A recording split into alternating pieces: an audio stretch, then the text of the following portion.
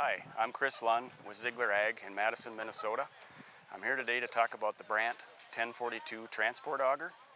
The 1042 is 10 inches in diameter, 42 feet long, and has a capacity of 5,000 bushels an hour. Brandt has three options for intake. There's the supercharged, which we have here. There's also the standard and the low profile. All Brandt augers have extended life flighting and slide-on intakes. When it's time to replace the intake flighting, all you have to do is unbolt it at the end and bolt the new piece in. There are multiple drive options on Brandt transport augers. There's a direct drive, which we have here. There's a center drive, PTO drive, that drives from the undercarriage. And there's also electric or gas engine options.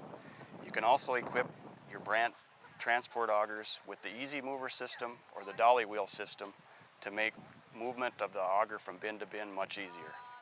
If you have any questions on any Brandt grain handling equipment, please contact your nearest Ziegler Ag location. Thank you.